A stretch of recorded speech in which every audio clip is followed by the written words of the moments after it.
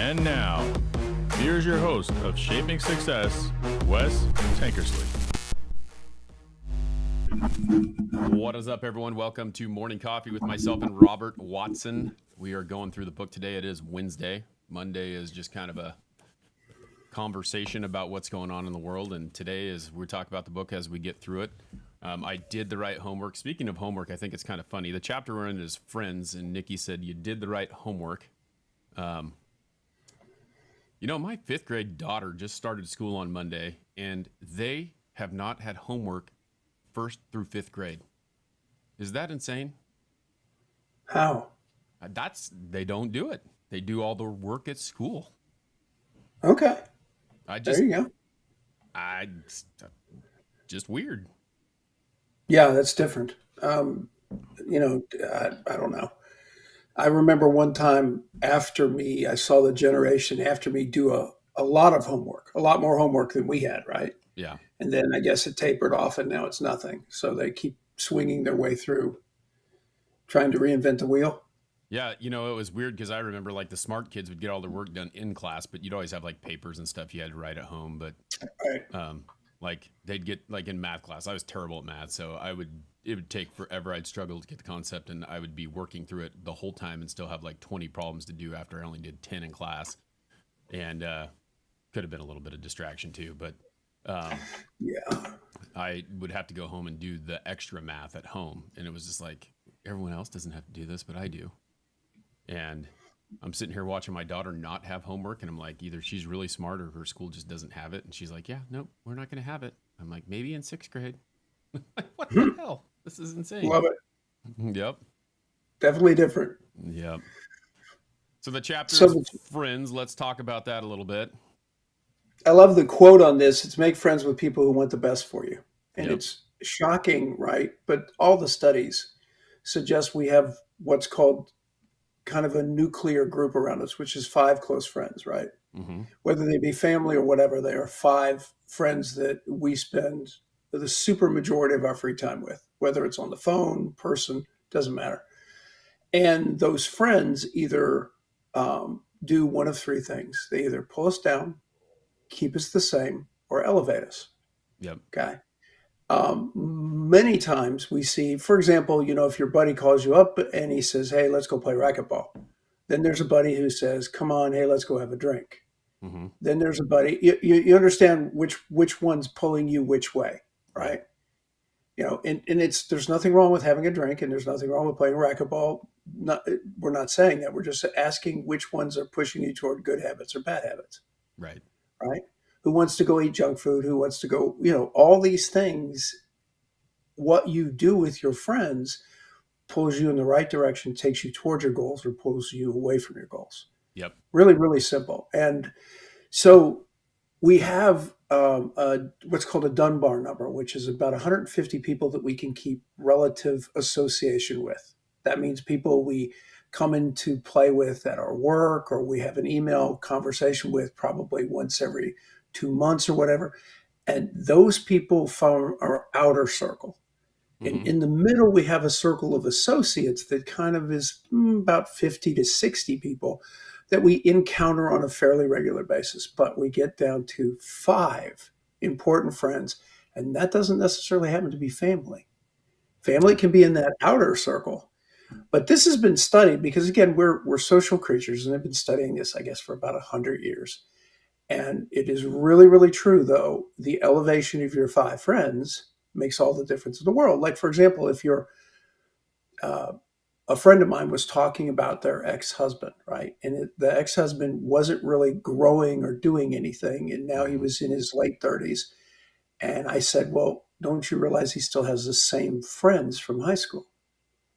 And she went, oh my gosh, he does. He has the exact same friends. Well, then he's in the exact same place. She goes, that's shocking. I said, exactly.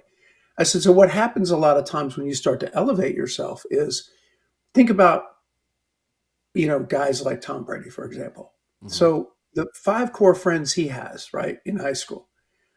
Okay, he goes to college, he becomes, a starter, big deal. But as he goes along, either his friends are going to what? Push him up or Right. pull him down, right? And so you look around and you say, how many friends can you carry with you in their bad habits up to being the greatest of all time? Well, the Yeah. answer is not many because your friends are going to have to pull you in the right direction, right?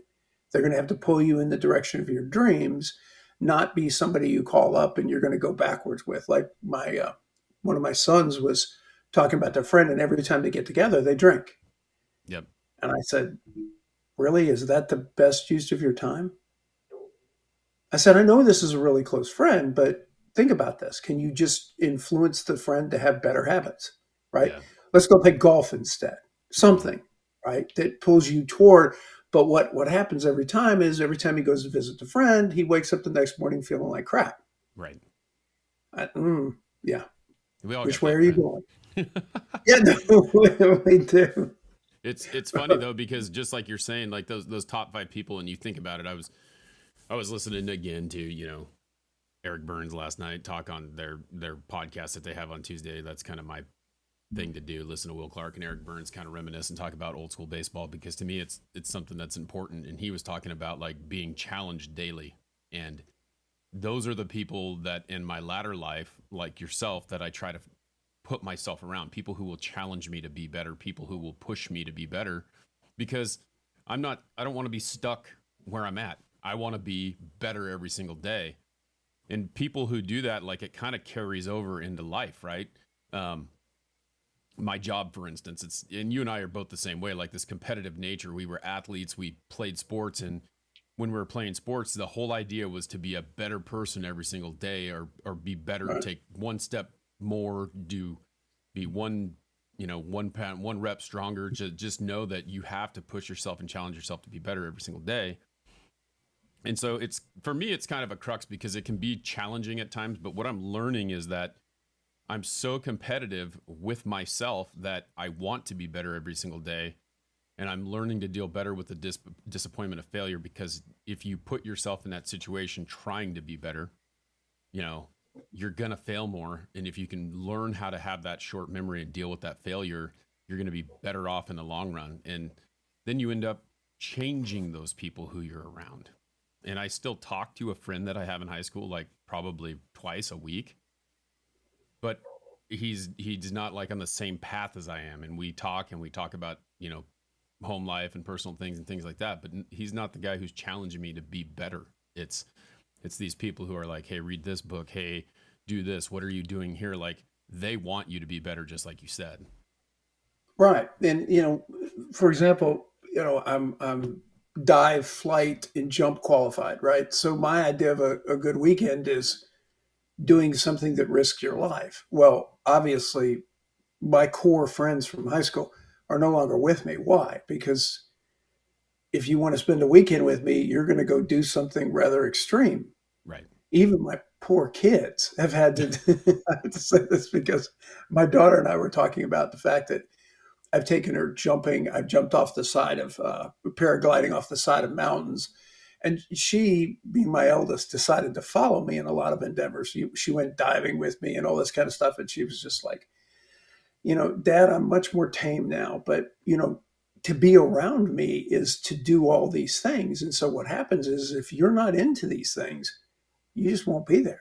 Right. It's just, again, it's not right or wrong. It's just me. And Yeah. that's how I like to spend my weekends. And somebody says to me, hey, let's go join me at a bar and have queso and beer. I'm like, okay. But, once, but what else are we doing? Right. And they'd be like, why are you so high energy? And I'm well, because I want to get shit done. Yeah. I want to do things. Yeah, and that's the funny thing. It's like there are some people who are like, I'm not going to do this at all, and then there's people like, if I'm going out to do something, I mean, and it's funny. It's like even like working on this property that I have. Like if I'm going outside in the morning and I'm going to go do something, like I have the goal of I'm going to tackle all this stuff, and I may not get there, but I'm going to spray the weeds, I'm going to mow the lawn, I'm going to hang up the fence, I'm going to do this, I'm going to do that. Like I'm going all in at whatever I'm doing so that I can get the most done that I can get done and just be productive in what I'm doing. And then people will go like, well, how do you work all week and then go out and do that and go out and do that? It's just like, it's just driven. You have to have the drive in order to do that. And not Plus, everyone has that. plus to me, it's play. Hmm. Okay, for me to go spend an hour on the basketball court just screwing around, right? Yeah. Going through drills and stuff like that is play to me. And Right. people are like, "You mean you spent an hour working out on the basketball court?" No, I spent an hour playing on the basketball court. You just think it's work, but I love it. If I'm doing dribbling drills or whatever, that's something that makes me happy. When my son comes in, my eldest, he'll say, "Let's go grab a football, Dad." So we'll be talking and throwing a football, right? Right. Not just sitting at a table having coffee. Everything is kind of action oriented, right? Yep. So let's go throw a ball. Let's go this. Let's go run. All these things to generate conversation and to just sit there and talk. Yeah.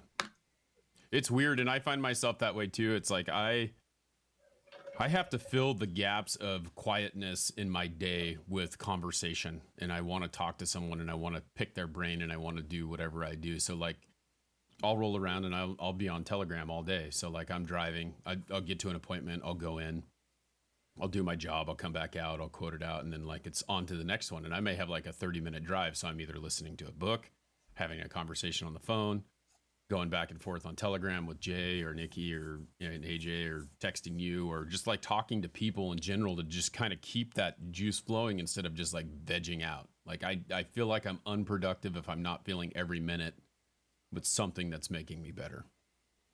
Yeah, I joined the Audible thing, right? The Hmm. Audible book club like 2 years ago. So anytime I'm in the car for more than like 15 minutes, I punch Audible, Yeah. right? Because there's a lot of books that, to be honest with you, a lot of times I'll sit down, especially because I'm a grad student, I'll sit down and start reading. I'll go to sleep. Yep. I mean, so the Audible is kind of nice because I can get through some material and I can think and drive, and it's keeps my mind going a little bit so that Right. I don't drift off. But the core part of things are we're always asking, like my son and I are always talking about, Dad, what new vitamins or additives are you trying? Like I have a regimen of like 6 or 7 things that I take, but I've always got 2 more that I'm rotating in to see what happens. So we're always exchanging ideas on supplements. Right. Okay, now what are you doing? What's going on? What's happening here? And it's always this kind of how do you make yourself better? Well, the answer is like anything else, you don't know till you try it. Right. And what works for my body does not 100% work for his. Hmm. Now, even though we're related, it's not quite the same. It's close. No, you're only So half we're related always though, right? experimenting. We're only half related. That's Yeah. it. Well, the weird thing is, you get that 23andMe thing, and you're supposed to think you get like half of each parent, right? Right. Well, that's not exactly what happens, right? You get some number like 60-40, 40-60. So it is always curious, right? When you see your kid's DNA, right? Because I have 4. Uh-huh. You should have ostensibly the same DNA across the 4 kids. We don't, Yeah. right? It varies between the kid. Yeah. Yeah. You only got so much input in that one. Yeah, exactly. But Yeah. yeah, this core idea of friends is so much about your success. So a lot of people will sit down and make a list, and they'll study and they'll do all these things, but then they realize that in their free time and their distraction time, they're not being pulled up; they're being pulled back. Like for example, everybody has that or has a friend, the drama friend. Hmm. Everything has to be drama, right? Well, if you like to live drama free, it's hard to have that friend. So Right. you have to take that friend in doses, right? Or are you going to sit around and gossip about somebody? Or are you going to sit around and complain about the news? Like, I don't even know what's going on in the news. Right. I mean, if my phone didn't ring off and say there was something important, like somebody picked a vice presidential candidate, I wouldn't know. I don't watch the news. Yeah. And it's funny because you're more aware of situations when you're around those people who make you aware of them. And then Hmm. it's like the current situation, right? I what I do is I won't do the only thing I do is I read the news. Like I'll bounce between Apple News and Fox News, because they're kind of like two different sides of the whole thing. Like one is really Right. right and one is really left, and I'll read both of them and kind of find the in between and understand that. But when you read a story, like there's things that really make me anxious. Like right now, I'm pretty anxious because a lot of you, I don't know if you've seen this or not, but like the stock market took a really big dump on Monday, like 1,000 points. And in Right. my job, if the stock market is down, people aren't spending money, and I can see it, and they're not going to be buying from me, or they're going to be changing their habits of purchasing. Instead of like, hey, this is Right. 5-star review, I'm not going to go to 5-star review because 5-star review costs more. I'm going to go get 4 quotes and I'm going to buy the cheapest one. And that's kind of the way that it goes, is they go back and forth between trying to get the best value and the best quality service. And honestly, like in the job that I do, it's really about service. It's not about the quality of the product, because everyone sells the same product. It's just how they service that product and take care of their customers. Right. And so when something like this happens, when money's less available, when people are losing money in their retirement, when they're not making money in the stock market, they're like, okay, I'm going to spend less money now, because now it's more about quantity over quality. And it's tough. So it makes me nervous. And then I start getting anxious about what's going on, and then people aren't buying, or people aren't calling, or whatever. And then you start really going down that spiral. And in the end, if I just kind of just keep pushing forward, I find out that doesn't really matter. I've put myself in that headspace, and I'm going to be taken care of. I just have to keep doing what I do. Yeah, and I have to. It's interesting because I talked to a friend who was born in September of 1987, Mm-hmm. and we were talking and I said, "Oh my gosh, you were born, a month before the crash." And she said, "What crash?" Right. And I was like, "Well, okay, it was the largest or global stock market crash of 1987, October 1987." She goes, "I don't know anything about that." And I laugh because when you start talking about drops, right? Mm-hmm. You're talking 1,000 points. Well, 1,000 points back then meant something. Right. 1,000 points now is a sneeze. You're at 30,000. Yep. We were at 4. Right. So let's put it in context. Well, and it's insane because what happens is like that stuff, they're doing that to make you nervous. That's why they're doing it. Like they want to project it, because if someone projects that, someone's going to make or lose money if they project whatever they're projecting. We saw that like with what was that GameStop thing like a couple of years ago, Oh yeah. or even anytime Elon Musk says something like invest in Dogecoin, then all of a sudden the stock just goes up, and he knows that, but he went and bought it really cheap and then said invest in it so everyone else would invest in it. It's insane what they can do to push the market where they want it to go. Yeah, it was interesting because I popped over to just now. I'm sitting here looking at because I've got an entire board in front of me, and I was looking at what actually did get hit really hard was Bitcoin. Mm-hmm. I mean, you talk about the Dow. The Dow didn't do anything. Bitcoin was sitting around 67, and all of a sudden it was at 50. Yeah. Okay, so you Which talk is about huge. Yeah. yeah, which is huge, and you were at 41,000 on the Dow. Now you're at 39. It's down 2,000. That's really not that big of a deal when your index is 39,000. Well, and you watch it like drop, because it dropped. And that was one thing that I keep looking at, is like it dropped 1,000 points, but like yesterday it was up 200. I mean, at one point it was up 500. So like it's so volatile anyway. It'll be back where it was, but we all Yeah, and just it's up panic. it's up 500 in pre-market trade right now. Yeah. So yeah, it's yeah, but it is funny when you look at these things and you try to get things into proportion, right? It's difficult when people don't have a sense of history, right? Yeah. And you had to go back and realize what the Dow was in the crash of 29. Mm-hmm. And people are like, "What do you mean?" Well, losing 50 points back then was a big deal. Yeah. Now, it's a blip. Right.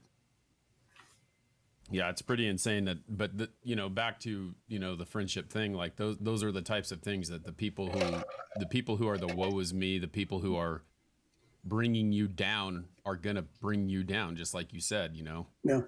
and it's insane how like you can think about those things and they can bother you just by putting yourself in that situation. Right. And I think that if you have friends that, and you were talking about being negative or positive, right? Mm-hmm. And, there's so much that people can focus on, especially when media tends to focus on the negative. If it's friction or fiction, they sell it, right? They're not Yep. in the business of selling heartwarming Hallmark moments. That's Yep. for the Hallmark Channel. And so you see yourself inundated with all this. Instead, you surround yourself with really fairly positive people Mm-hmm. who are looking at things like, I mean, swear to God, who look at things like cancer and go, I'll beat it. And Yep. you're like, no, that's a pretty tough diagnosis.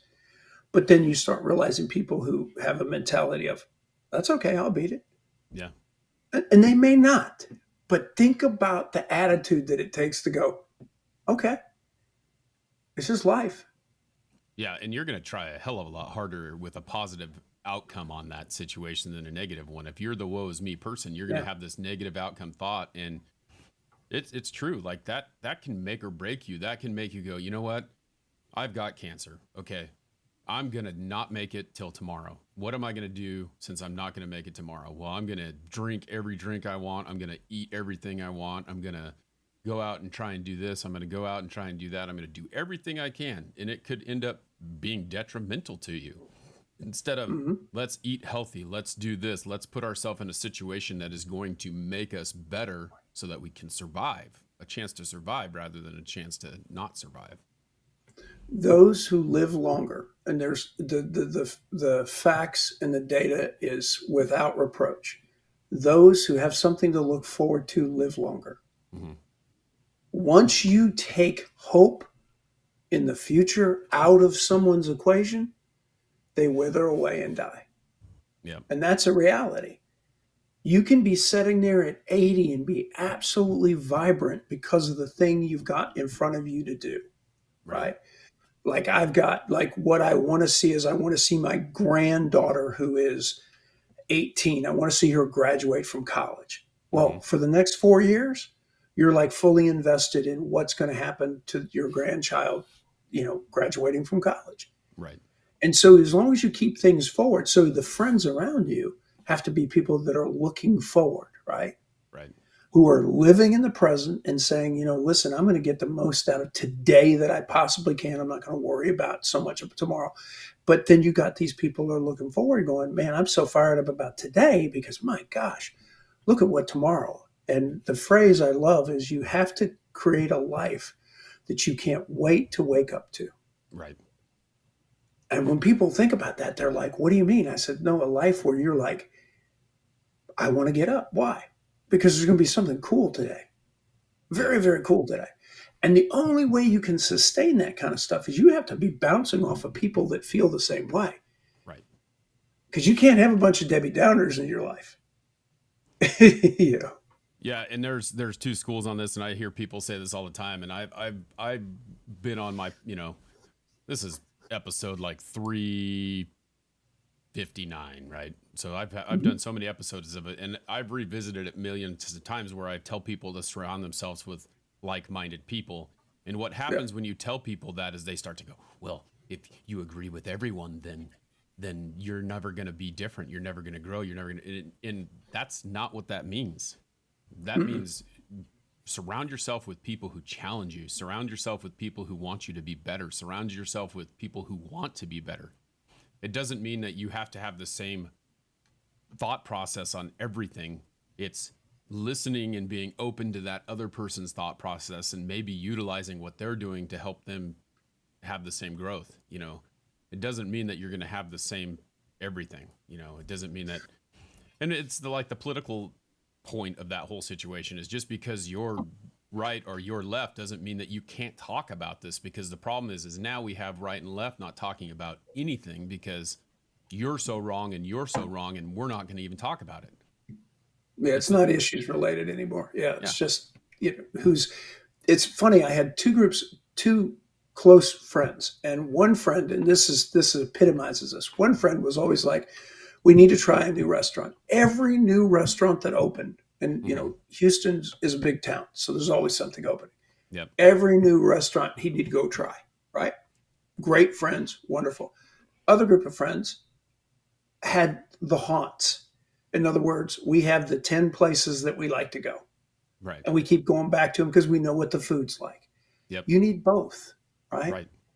You need the people that are like who want to go to a place because it does excellent ceviche or whatever it does, right? Right. I used to go to restaurants and people would say, "Well, what's on the menu?" I said, "I don't know. I go to the restaurant for this thing that they do really well. When I want that, I go to that restaurant."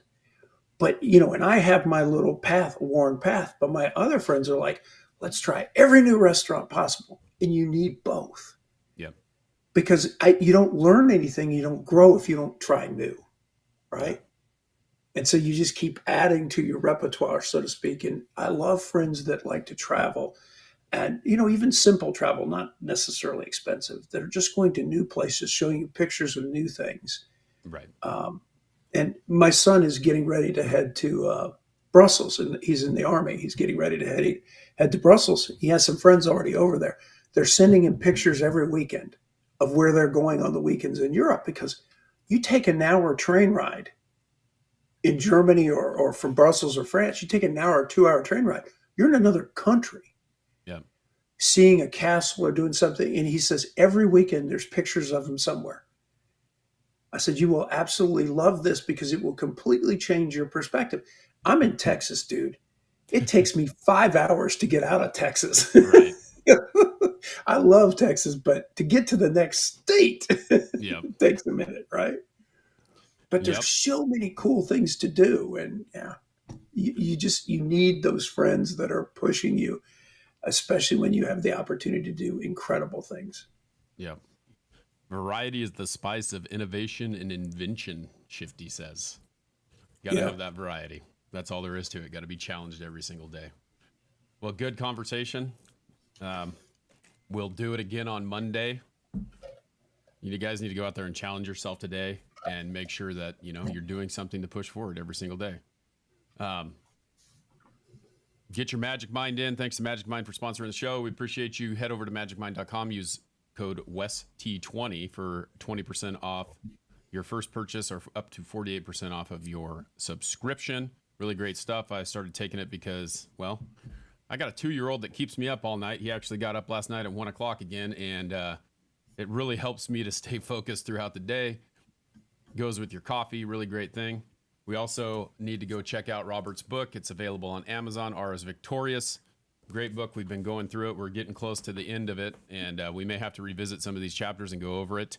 If you're hanging out on TikTok, we appreciate you being here. Nikki, Shifty. We've got some new followers. If you guys come check us out every Monday, Wednesday, 7 o'clock Eastern time. I got to think about the times because we're sitting here at 5 o'clock my time, 6 o'clock Robert's time. And so we appreciate y'all being here. This is Robert Watson. I am Wes Tankersley. Until next time, we will see ya. Have a great one. Yep. Thanks, Robert.